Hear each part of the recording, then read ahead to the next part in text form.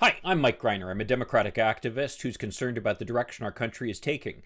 If you share my concerns, then maybe you could like this video and subscribe to this channel, and maybe even click that little bell that will notify you when I post a new video, because I do try to post pretty frequently. So today I want to talk about an article I read in the New York Times that talks about Kamala Harris and how she is really the focus of people's criticism these days. And I can certainly vouch for that because as part of my commitment to understanding both sides of the issue, I will frequently go to foxnews.com and other conservative websites to try to see what they're reporting. And I can tell you, if there's one thing that's consistent that I can see in this reporting, it's the attacks on Kamala Harris. The most recent comes as a result of an interview in which she was defending her decision not to visit the border during her recent visits to Central America and other areas to deal with immigration issues. Kamala's response, I think, which was correct, is that just about no matter what she did, people were going to criticize her. That if she did go to the border, people were going to criticize her. If she didn't go to the border, people weren't going to criticize her. And she went to lots of places, and they'll go back to the border on other times. That there are lots of other places she hasn't been to, but that doesn't mean that they're any less important than any others. So that was essentially her response, and she got skewered for it. So similarly, we've seen videos where Kamala laughs at something, and the videos have often been edited to seem like she's laughing at inappropriate moments, but also just the fact that she laughs sometimes has been criticized. Now, that raises an important point here, which is that a lot of these criticisms are simply based upon the fact that Miss Harris is a woman, and in particular, a woman of color. That makes her an easy target, especially for conservatives. I mean, they have found it very hard to criticize Joe Biden, not because of the fact that they necessarily are huge fans of his policies, but because of the fact that, frankly, he looks like most of their grandfathers, and it's hard to kind of get mad at him. On the other hand, though, Kamala Harris, being a woman in power and being a person of color, is easy to paint as the other, which is what they frequently do. What's more is we sometimes forget the depth of the misogyny that's central to American culture. Things that men are praised for become the same thing that women are criticized for. I mean, think about a man who might be praised for being strong, aggressive, assertive, bold, all those things. At the same time, a woman who does the exact same things might be criticized as being a nasty woman, as we saw in the prior presidential election. There's nothing we can do about the fact that Republicans are going to criticize Kamala Harris.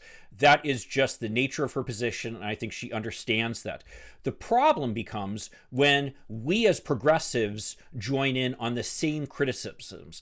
Now, let me be clear about this. This is not to say that we should not criticize Kamala Harris when we disagree with something she did. For example, when she went on her trip to Guatemala and insisted that America was not open to immigrants anymore, many progressives, myself included, were very critical of that comment because we do believe that America should be a place where all people are welcome. And separately, given the demographic trends in the United States, we actually really need immigration right now. But at the same time, we cannot join in on the misogynistic criticisms, the criticisms of her doing things that if she were a man would actually be praised. And this has happened in the past. I mean, let's use the example of Hillary Clinton. How many times do we need to talk about all the criticisms that were made of her for being too ambitious? Well, that's the same type of thing that would be praised in a man. Now, I'm not here to try to convince you that Hillary Clinton is perfect. The truth of the matter is, nobody is perfect. And that's the point. Not a man is perfect. Not a woman is perfect. Nobody is perfect. But at the same time, what we need to do is we need to recognize our own inherent biases, the things that we've been raised with just by virtue of the fact that we're Americans and have grown up in this culture and have been imbued with this culture. We need to recognize the fact that sometimes some things that we might actually praise in the behavior of a man, we might criticize in the behavior of a woman. And so we need to ask ourselves when we're criticizing Hillary Clinton or Kamala Harris or any other female politician, we need to ask ourselves, would we be making the same criticism if this person were a man? If the answer is yes, then that's a fair criticism. If the answer is no, then we need to not only back off from it, but we need to call out these criticisms for what they are, which are examples of misogyny. And that's exactly what the Republicans are engaging in when they go on these relentless attacks against her. So I'm calling on all progressives, please do not internalize these critiques of Kamala Harris the way we've seen liberals sometimes internalize critiques of, say, Hillary Clinton or Nancy Pelosi. These women are extraordinary leaders, all three of them. All three obviously have their flaws, like any human being does, but we cannot participate in these same critiques that the conservatives are raising against them.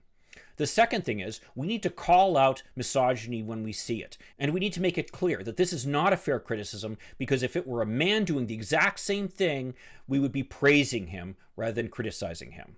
So with that, I'm going to ask you to spread the word, because hopefully we'll be able to move America away from the misogyny that has been so central to our culture for so long. And in the meantime, I will see you in the next video, and let's hope for continued progress. Thank you.